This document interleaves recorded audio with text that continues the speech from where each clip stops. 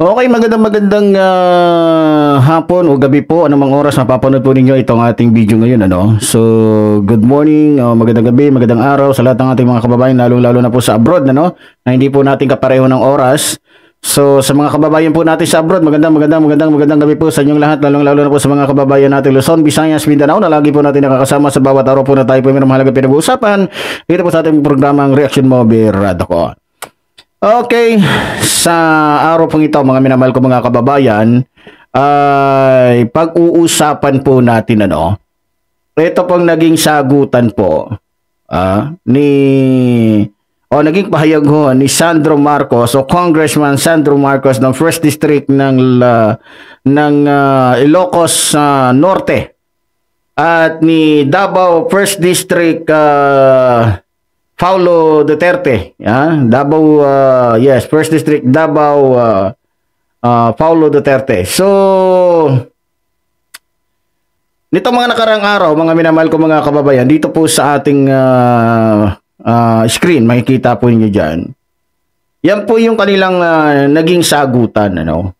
Sabi po ni Congressman Sandro Marcos, sabi niya dito, kung nagpakita sana si Congressman Pulong dito sa trabaho sa session, baka makikita rin niya. But I'm sure he is busy looking for the 51 billion. Yari, binanatan talaga. Ngayon ko lang, sa totoo, itong mga nakaraang mga nangyari, hindi ko nakita bumabanat ng ganito to eh. Pero ngayon ko lang nakita na bumanat siya ng husto talaga. Siguro napuno na rin po itong si Congressman Sandro Marcos sa paninira pang-aatake sa kanila nitong mga aso na gustong kumawala sa kanilang mga kasalanan. Itong nakakatawa lalo. Ito, babasahin ko lang po. Sabi ni Paulo Duterte dito, I have refrained from regularity, attending session not out neglect, but because the stink of graft and corruption has become unbearable within these very halls. Kung titignan mo, talagang kung unawain mabuti, matatawa ka dito sa kanyang mga naging mensahe. Mga kababayan, si Paulo Duterte ba talaga yung nagsabi doon? Parang ang linis-linis nito. Ha? Sa mga kabataan, sa mga hindi nakakilala kay Paulo Duterte, kilala nyo ba kung anong background nito? Kung magsalita ay talagang akala mo'y napakalinis. Alam niyo ba kung anong background ni Paulo Duterte? Marami po itong kinasangkutan. Kung maalala ninyo, mga minamahal ko mga kababayan, iisa-isahin ko lang po sa inyo. Eto, wala po itong halong paninira. Kasi pag nagsalita si Paulo Duterte, kaya hindi siya pupunta doon dahil hindi daw niya kinakaya o hindi daw niya yung nakikita niyang nangyayaring korupsyon sa loob daw mismo ng House of Representatives. Aba, saan kaya galing yung 51 billion? Mukhang sa House of Representatives galing yung 51 billion niya. Galing ba sa yun? Sa ibang bansa?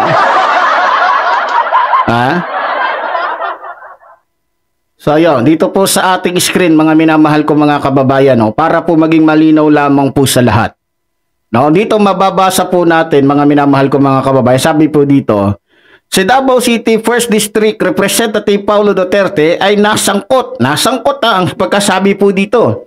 Nasangkot sa isang issue tungkol sa 51 billion na alokasyon sa kanyang distrito mula 2020 hanggang 2022 sa ilalim ng administrasyon ng kanyang ama, o dating Pangulong Rodrigo Duterte.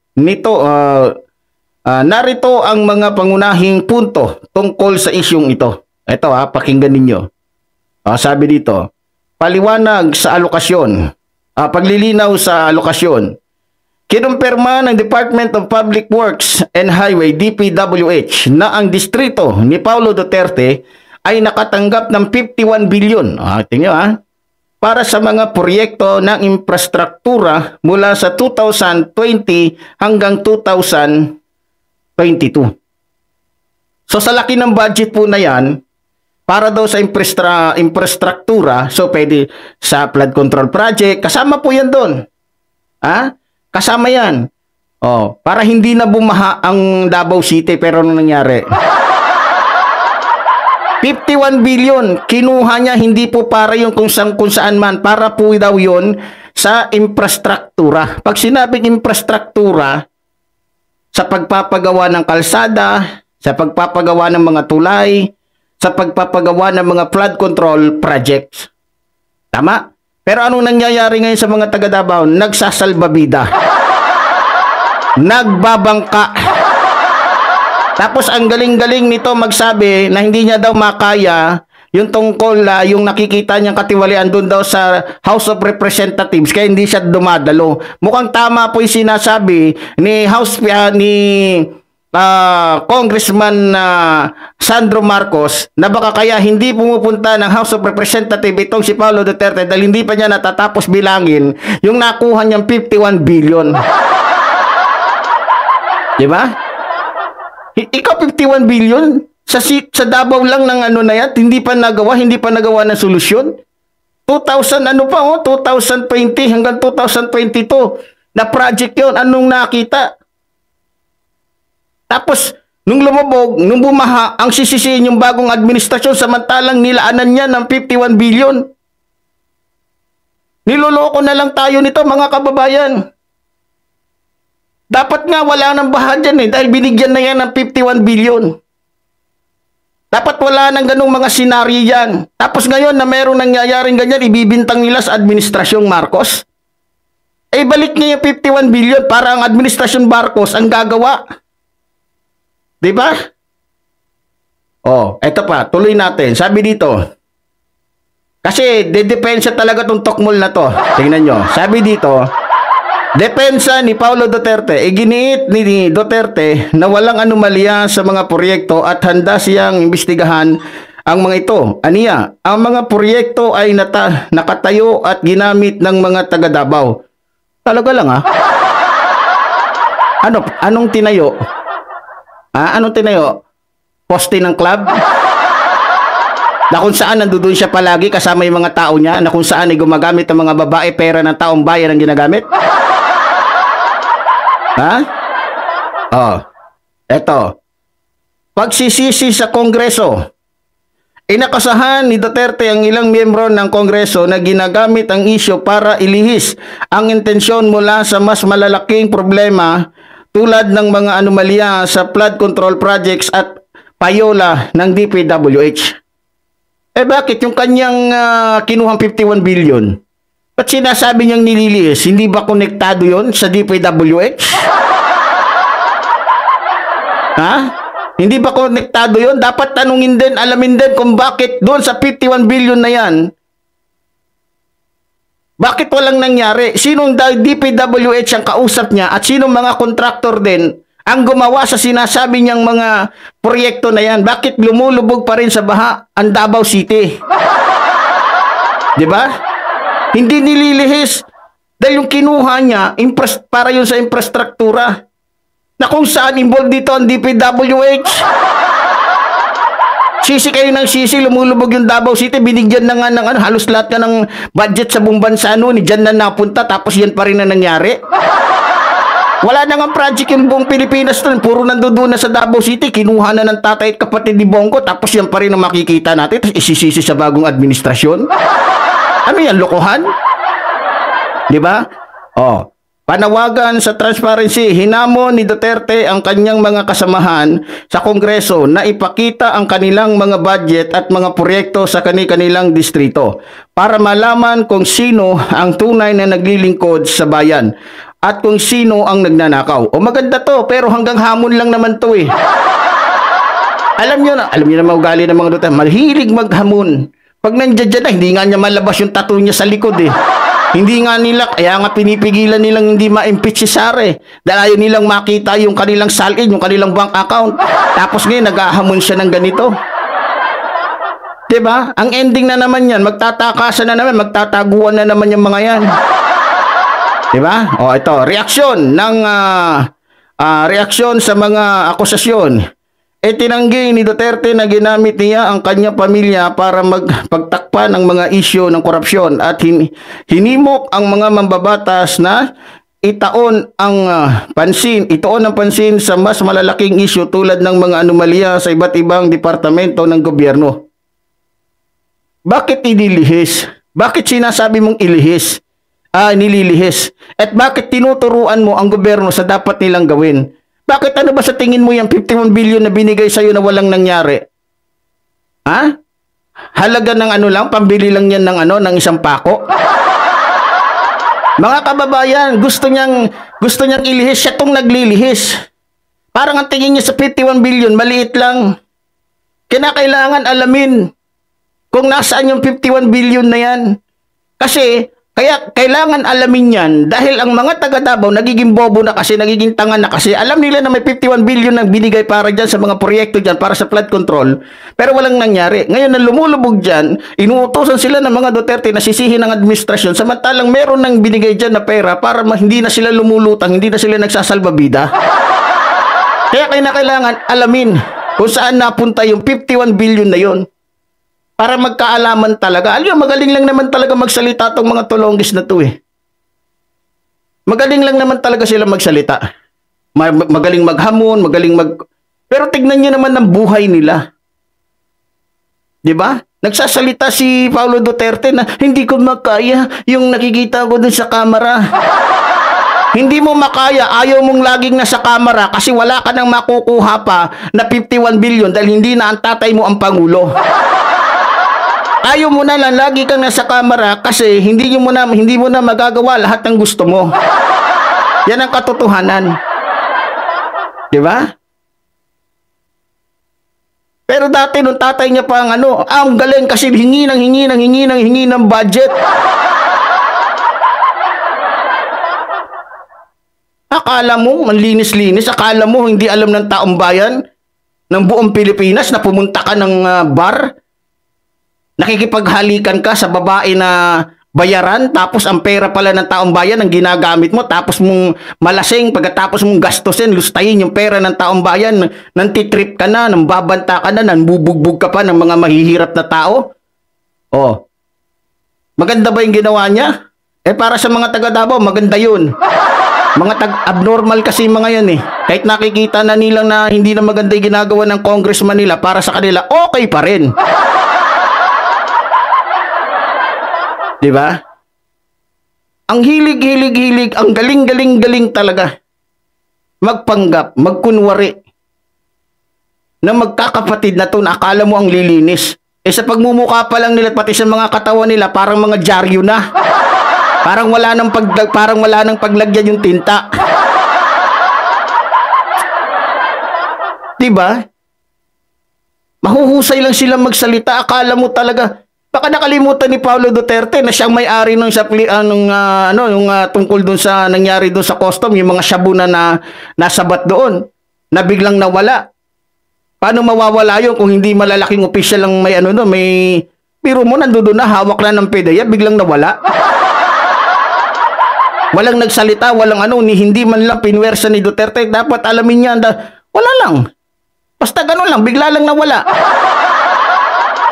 Yan ba'y mahusay na Pangulo? Hawak na ng hindi man lang niya piniga yung PDEA. Sino talaga? Hindi niya piniga yung customs. Kung saan paano nawala yan? Nasa loob ng ninyo, biglang nawala. Lulusot na lang yan doon sa nang hindi naman chine-check kung ano yung laman ng mga truck dyan. Diba? O kaya kung ako kay Paulo Duterte, huwag kang magmanilistok-mul ka dahil kilala ka ng taong bayan. Yung mukha mo mukhang T-Rex, ayusin mo yan. Huwag ka na magsalita dahil nakakadiri ka. Mas nakakadiri ka dahil ginamit mo, kinuha mo yung 51 billion, sasabihin mo lang ginamit sa ganito, ginamit sa ganyan, tarantado. Kung ginamit mo talaga yan, dapat hindi nagkakaganyan yung Davao City. Hindi nagtsatsaga, hindi nagtitiis, hindi nahihirapan yung mga nagtatrabaho sa mga kumpanya, sa mga mall, na kung saan ay umaasa lamang sa kakarampot nilang ng mga sweldo. Magaling ka lang talaga magsalita dahil manang-mana ka sa tatay mong walang niya, manang-mana ka sa tatay mong siraulo, manang-mana ka sa tatay mo naman darambong. Diba? Yan ang sinasabi natin dito mga minamahal ko mga kababayan. Magaling lang po talaga. Mahusay lang po talaga mga minamahal ko mga kababayan. Magsalita po itong mga to. Na akala mo talaga wala po silang dungis, wala po silang baho, akala mo wala silang ginawang katiwalian. Magaling lang po sila magturo, magaling po silang gumawa ng istorya, magaling lang po sila magpapogi, magaling lang po sila magpaganda, magaling lang sila magsalita. Pero sa totoo lang, mas mabaho pa po sa alketran yung kanilang mga buhay, mas mabaho, mas maitim pa sa alketran yung kanilang mga kaluluwa. Yan po ang katotohanan mga minamahal ko mga kababayan. Mga demonyo po yung mga yan. Di ba? Ang galing-galing niya magsalita. Kala mo naman, hindi siya yung may-ari ng mga shabu na pinapasok dito sa bansang ito. Di ba? Oh. Yan yung sinasabi natin dito, mga minamahal ko mga kababayan. Magaling lang po siyang magsalita. Ha? Oh, kaya masasabi ko kay Paulo Duterte, ikwento mo sa pagong yung mga sinasabi mo. O, sabi siya ng sabi na magpa-drug test tayo every ano. Bakit buwan-buwan? Bakit every 3 months? Bakit taon-taon? Dapat araw-araw. Ayaw niya ng araw-araw kasi mahihirapan siya dahil araw-araw siya iinom ng gamot eh. Araw-araw siya nagsasabu eh. 'Di ba? Oh. Sabi ko sa inyo mga minamahal ko mga kababayan, wala na po tayong dapat paniwalaan pa sa mga Duterte na yan. Minsan na po nilang pinalubog ang bansa natin. Ay sa patong si Sara, kung magsalita, akala mo ang linis-linis. Tambak-tambak yung kaso niya sa ombudsman, tambak yung kaso niya sa NBI, tambak yung kaso niya sa DOJ. Naghihintay pa yung plunder niya ng mga kaso. Nandyan pa yung impeachment case niya na kung saan naghihintay lang ng buwan para muling ibalik. Pag nagsalita, akala mo linis-linis, nagmamadali na pababain si Marcos para hindi niya mapanagutan yung kanyang mga kasalanan. Naglolokohan na lang tayo dito. Di ba? Kaya mga kababayan ko, tulad ng sinasabi ko, wala po tayong dapat paniwalaan sa mga tolongges na ito. Dahil tulad ng sinabi ko, manang-mana po itong mga ito sa tatay nilang buhaya, magnanakaw, siraulo, gago, mayaban, buwisit, demonyo. Di ba? Kaya pasensya na kayo kung ito pong sinasabi ko. Dahil ito namang sinasabi ko, totoo naman po talaga. Lahi ng mga demonyo yung mga yan. Biro mo, may 51 billion na. Sa totoo lang, kahit 5 billion lang eh. Kasyang-kasya na dyan sa Davao City na para maano na yung ano dyan eh, yung baha dyan, makontrol na eh. Nasaan na yung bill yata yung natayo ni ano eh. Hindi yata bill eh. Diba? Yan ba yung bill? Lahat ng proyekto nakuha ng tatay at saka kapatid ni Bongo. Tapos yan pa rin ang itsura. Pagkatapos isisisi sa ano na to, administrasyon ito. Di ba naman mga gago, mga siraulo? Pasensya na po kayo ha. Dahil ako talaga nabibisit sa mga ito, lalong-lalo dito kay Paulo Duterte. Sarap bugbugin ng yawa na to. Sarap pagpapaluin yung ulo, tapos talian yung leeg, yung bitay ng patiwarek. Diba namumuro na yan? Yayabang ng mga hayop na to. Kala mo talaga kung sinong matitino eh. Kung ikukumpara naman sa ibang mga politiko, hindi kumbaga sa 100, 1% lang yung kasamaan ng ibang politiko, sila talaga 210. Diba? Sa mga kababayan natin, maraming salamat po sa inyong lahat, sa inyong patuloy na pagsuporta. Sa mga kababayan po natin, huwag po kayo mag-i-skip ha. At pakishare na rin po itong ating video. So muli po, tulad po ng sinasabi ng lingkod, mabuhay po ang ating inambayan, mabuhay po nagmamahal sa ating inambayan. Maraming salamat po.